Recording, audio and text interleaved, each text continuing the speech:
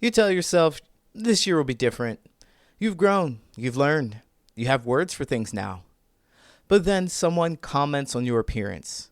Someone questions your choices. Someone tells you you're too sensitive, once again. And suddenly, you're 12 years old, defending yourself at the dinner table. If you're going home for the holidays, I want to help you protect your peace.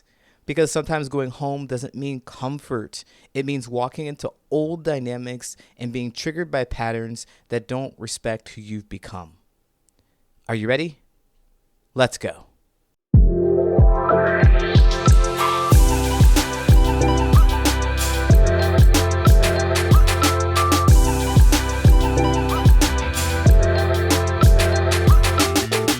What's going on? My name is Coach Lee Hopkins. My pronouns are he, him, his, and you're listening to the Patterns of Possibility podcast, the podcast for late identified autistic adults who want real relationships without fake masks. Let's talk connection, clarity, and showing up as your authentic self. Now, I've fallen into this trap of believing that time heals all wounds. That means with enough time, I will forget, I will forgive, I will understand, and so will they. And we could start off fresh, new. We can talk to each other about how much we've grown, about the experiences we've had. And you know what? It's not worked. It hasn't worked yet for me. I mean, it hasn't been sustained. I mean, I can put on a mask and I can go into a room and I can not focus on how I was upset the last time we talked, or about the things that happened way in the past. I can do that. But man, sometimes those people aren't conscious of the fact that they're going to bring up these things and they're going to hurt you. Or maybe they are conscious of it and they bring up shame, they bring up guilt, they bring up things to embarrass you, to make you drop that mask so you can really focus on how frustrated you are with being in that space. And I think it does us a disservice to go into spaces like that knowing that's going to happen and not be prepared. Or worse, not believing that that's going to happen, because time heals all wounds and they're not going to say anything that's offensive or upsetting to you, and you are not going to react to that thing that's offensive and upsetting to you. Going into those spaces, like with families that you haven't really connected with before, that they haven't been able to see before, without being prepared, is going to cause a lot of frustration. You prime yourself to walk into a trap. And I've talked about this before, the emotionally mature parent trap. I've talked about that. And so what I want to do in this episode today is really focus on the idea of being triggered and not being triggered. How are you going to make it in this space if you decide to go? So the first thing that I do is I don't ignore the past. It's there for a reason. It's information. It's there to help us understand who we are and how we feel in these spaces, because that is going to be the key to making it through. If you decide to be in that space, you prepare by looking at what has happened before. Who's going to say what? You know, Aunt Susan is probably going to ask you, why are you still single? And maybe Dad's going to bring up some politics just to make conversation. But man, trigger. And you're frustrated. The next thing you know, you're trying to shut them down. You're trying to control their behavior. You're trying to tell them not to say the things that they're going to say and not to pry into your life. And the way that you might do it might bring more frustration. Well, guess what? That's a serious pattern. It's a pattern that repeats. It's just like it was before when you're living under the roof and you're 12 years old. They say something that upsets you. You are completely powerless to change how they feel about the experience or what they're expressing. And then you get triggered and you say things that frustrate them even more. Boom, there you go. And they say more things that frustrate you. And you're locked into this trigger thing. Now, you may have more words and more ways to defend yourself against this stuff. But man, just think about the fact that you have to defend yourself anyway, right? because they're going to trigger you and it's going to feel like an attack. And then you have to defend. Even having that mindset about what is going to happen in that space puts you on edge, right? You have to defend. You have to go into your family and defend yourself against everybody else's opinions. So what you can do on a smaller scale is look at those people, look at those experiences that you've had with your family members, and isolate these topics that they might want to talk about. The ones that, that might cause some shame, frustration, embarrassment in you, and just pay attention to the fact that this person, Aunt Susan, is going to talk about something that's sensitive to you, and Dad's going to bring up politics because he just wants to make conversation. Notice how that's going to feel for you. Notice that's how it's going to feel for you before you go into that space. And then the next thing you want to do is pick your battles. Like, if you know that this is going to happen, you need to shut it down. If you're going into the space, you know it's going to happen, you need to shut it down with some language. You're going to be able to say, hey, look, I don't want to talk about that, or I'm not going to talk about that, or you physically remove yourself from the space. Maybe you just do not respond. Maybe you change the topic. But you want to pick your battles. And even as I say that, the kind of language that we use in these spaces, pick your battles. It's a fight. But you don't have to have it. You don't have to have it. Not every comment needs a response. And you don't have to fight every misunderstanding to prove your growth. Let them have their feelings. Let them have their thoughts. Let them have their ideas. Doesn't change who you are. It's only a trigger for you to step into who you were when you were 12 years old and you felt powerless. The next thing that I recommend you do is hold a boundary and not the grudge, because it's easy to hold on to the fact that they have not changed. They are the same kind of person that they were before, and you're mad because don't they know that you're single because you are? You don't owe them an explanation, but you're single because dating is difficult. You haven't met the right person. You're really focused on your business. You're really focused on your studies. Whatever it is, they don't know that, and they don't care. Not your problem. Not your problem. Don't get mad at them for the growth that they have not had, because it doesn't serve you. This was predictable, right? We already know who's going to say what. We already know how people are going to respond. We already know. Okay, yeah. You didn't do any growth. You didn't go to therapy like I did. Okay, great. What you can do is hold the boundary, not the grudge. When you say, I don't want to talk about this, and they push, you just repeat yourself. Repeat yourself calmly. You expected this. I don't want to talk about this. And then you leave the room if necessary.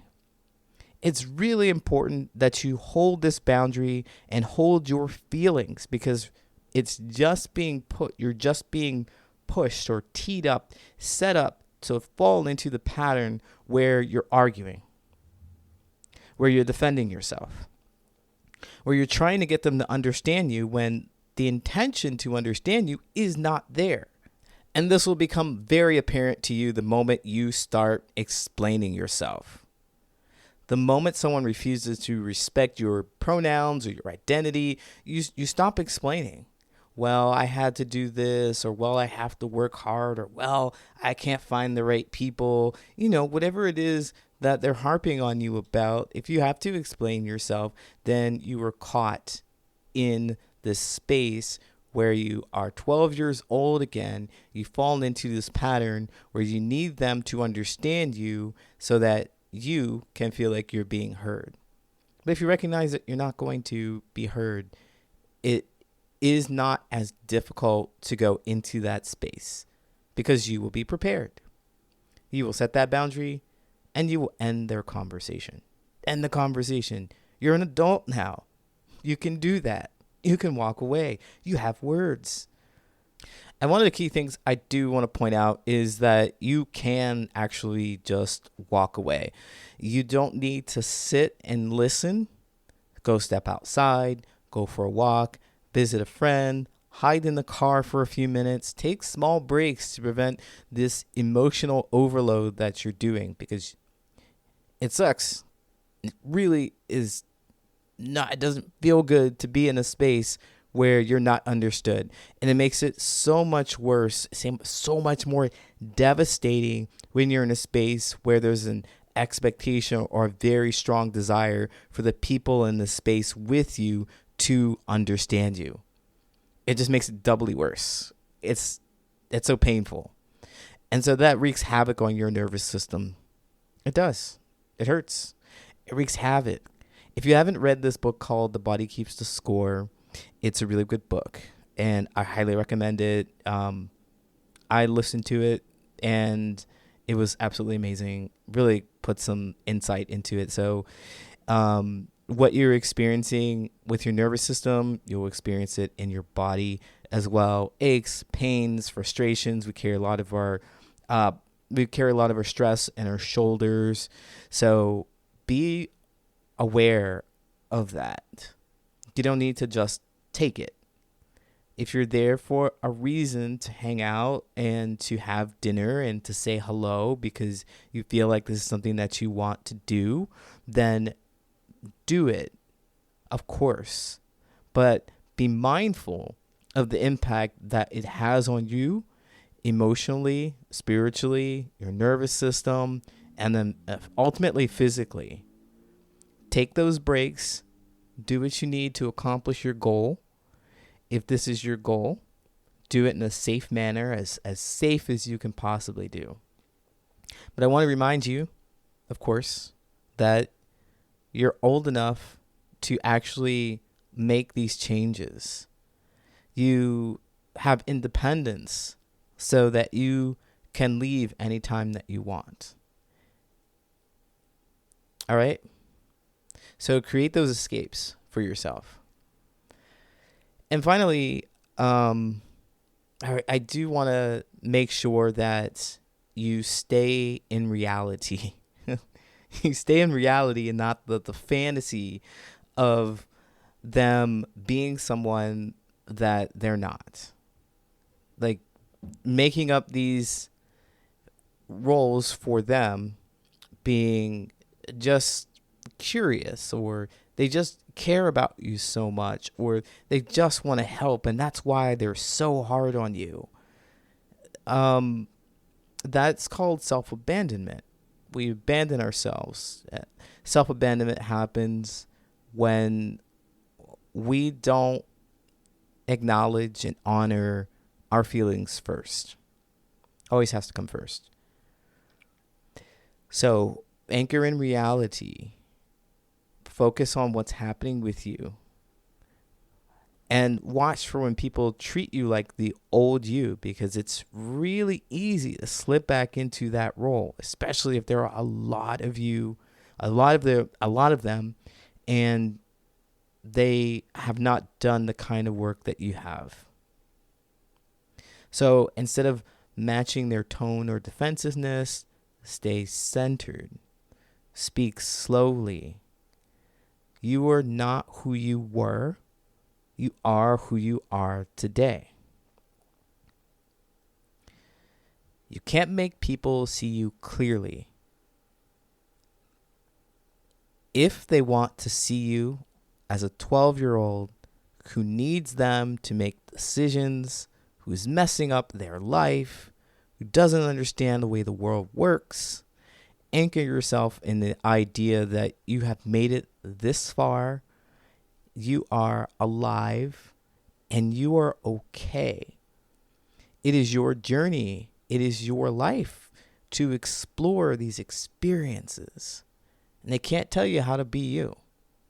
You get to figure that out. You get to have fun doing it. And wouldn't it be great if there were people who supported you and wanted to see you happy on that journey? And for many people, including me, it might not be your family. It might be your chosen family. People that you meet outside in the world, in the wild. It could be people from the Patterns of Possibility community. Inside the Patterns of Possibility community, that's my community, we have all kinds of amazing events that we are starting up. One that I'm very excited about is open coaching.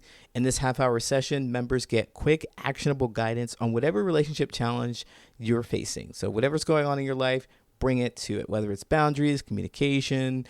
You'll get clarity and a next practical step, because I'm a big believer in those practical steps. We open this up to the public on the 2nd and 4th Saturdays of the month. So come join us. We have one coming up this weekend. We also have the structured social hour. If you want conversations that feel easier, safer, and more predictable. Predictable is a real big key word here. If you just don't know what to say and how to say it, I give a short instruction on it, and then you go out in the breakout rooms and you talk to other people. It's super dope. It's a lot of fun, pretty casual. You'll meet a lot of great people. Join us. Our next one is on the last Sunday of the month. We always do these on the last Sunday of the month. So our next one is November 30th at 2 p.m. Central Standard Time. Another one that I'm really excited about is a lesson with me, Coach Lee. If you're craving some practical tools that make relationships feel easier, then join me for a lesson. We do these every Tuesday. I give a lesson. You get to ask questions about what you've learned and apply it to your relationships. So that happens every Tuesday within the community, and you must be a member to join that. But if you're not sure about joining, that's absolutely fine. We want to invite you to these free events that we've got going on. Just go to patternsofpossibility.com/events for the whole list of events that are happening. That's patternsofpossibility.com/events.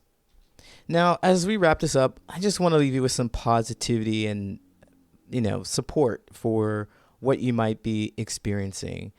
Remember to not ignore the past and prepare yourself, ground yourself for these experiences that you're likely to have.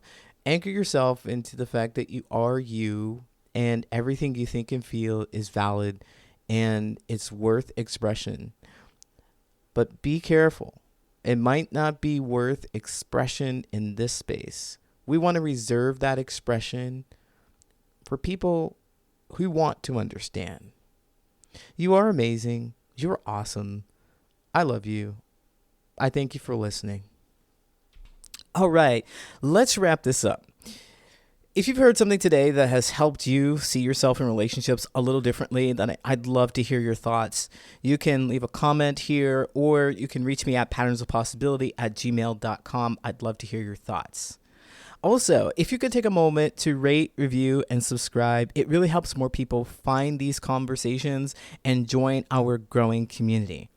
And speaking of community, if you're looking for a space where you can express yourself and be met with curiosity rather than rejection as a late diagnosed autistic adult, then come visit thepatternsofpossibility.com and find your community there. Learn more about what we're doing. We're connecting with others. You can be yourself and authenticity in this space. Find other people who've had your experiences, who know what you're going through, so you don't have to do this alone. Until next time, take care of your energy, and remember that connection starts when you allow yourself to be seen.